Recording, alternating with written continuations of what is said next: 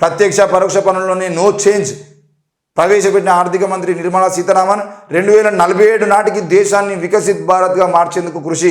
July సమగ్ర బడ్జెట్లో అందుకు రోడ్ మ్యాప్. ఫైనాన్స్ మినిస్టర్ ఎందుకు 2047 దాకా నువ్వే ఫైనాన్స్ మినిస్టర్గా ఉండు. మొత్తం 2024 నుండి మొదలుకుంటే 2047 వరకు దాదాపు ఈ 23 ఏళ్ల పాటు బీజేపీ అధికారంలో ఉండి నిర్మలా సీతారామన్ గారే ఈ దేశాన్ని బాగుపరచడం కోసం భుజాల మీద బాధ్యతలు వేసుకొని మొత్తం 2047 నాటికి దేశాన్ని వికసిత్ భారత్గా మార్చేందుకు అంటే వెలిగిపోవడానికి ఇంకో 23 ఏళ్ళు పడతాయట. అంటే ఇంకో 23 ఏళ్ళు మాకే పాలన కొనసాగిస్తే అప్పుడు కానీ భారతదేశం వికసించది అని చెప్పేసి మాట్లాడుతున్నారు. 5 ఏళ్లలో 10 ఏళ్లలో దేశాన్ని ఏ విధంగా మార్చాలని చెప్పేసి కూర్చొని గొప్ప గొప్ప మేధావులు ఉన్నటువంటి ఈ దేశంలో వాళ్ళందరితో మాట్లాడి ఏ రకంగా చేద్దామని నిర్ణయం తీసుకొని వికసిత్ భారత్ 5 ఏళ్లలో జరగాలంటే ఏం చేయాలనేది మాట్లాడకుండా ఈరోజు 2047 వరకు మేమే ఉంటాం, 2047లో వికసిత్ భారత్ చేస్తామనంటే అప్పటి వరకు బతికేదేవాడు సచ్చేదేవాడు.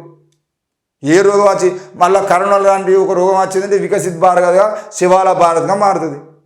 కనీసం ఈ దేశంలో ప్రపంచం మొత్తం మాస్కులు పెట్టుకోవాలని చెబుతున్నటువంటి క్రమంలో కూడా ఈ దేశంలో మాస్క్ గురించి మాట్లాడే పరిస్థితి.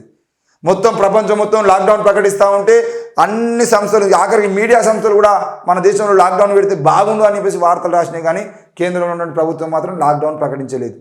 ఓ రోజు రాత్రి కూర్చొని తెల్లారి నుండి లాక్డౌన్. మీరు ఏ నన్ను చవరు ఎక్కడ రోడ్డు మీద ఉన్నాడు రోడ్డు మీద వండాలి. ఏ చిన్నపురాన్ని ఆడుకుంటారు చిన్నప్పుడు స్టాప్ అని ఎక్కడ అక్కడ ఆగినట్టు. నరేంద్ర మోడీ కూడా చిన్నపురాన్ని ఆటకన్నా అధ్వానంగా ఆడిండు కరోనా సమయంలో ఆట. మరి అట్లాంటి రోగం ఇంకొకటి వచ్చేదంటే వికసిత్ భారత్ 2047 నాటికి దేశం ఉంటుందా?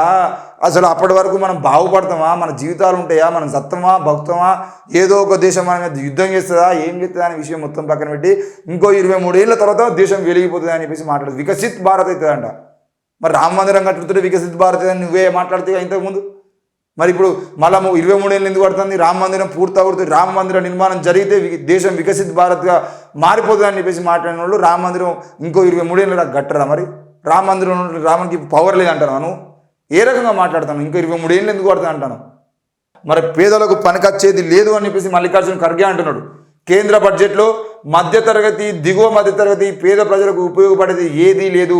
జవాబుదారీతనం విజన్ కనిపించడం లేదు. 2014 తర్వాతే దేశానికి స్వాతంత్రం వచ్చినట్టుగా మోడీ ప్రధాని అయ్యాకే దేశం ప్రజాస్వామ్యాన్ని చూస్తున్నట్టుగా ప్రజలను నమ్మించేందుకు బీజేపీ ప్రభుత్వం ప్రయత్నిస్తున్నది.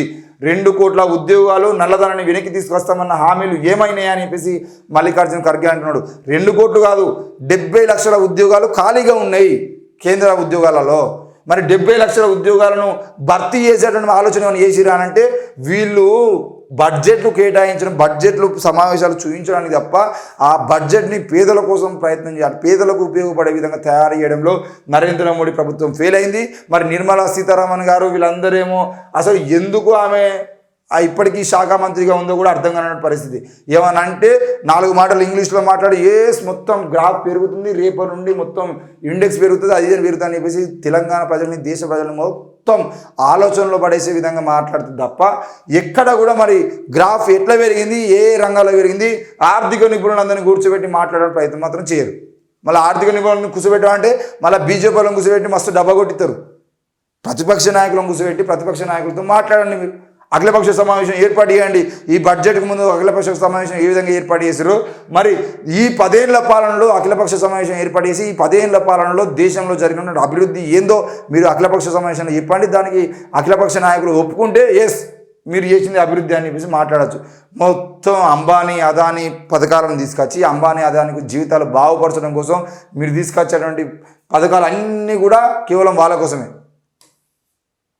ఎన్నికల ముంగిట సాదాసీదా బడ్జెట్ 47,65,768 కోట్లతో పద్దు. 47,65,768 కోట్లతో బడ్జెట్ ప్రణాళిక చేస్తే అందులో పేదల జీవితాలు బాగుపరచడం కోసం 768 కోట్లు కూడా ఖర్చు పెట్టరు.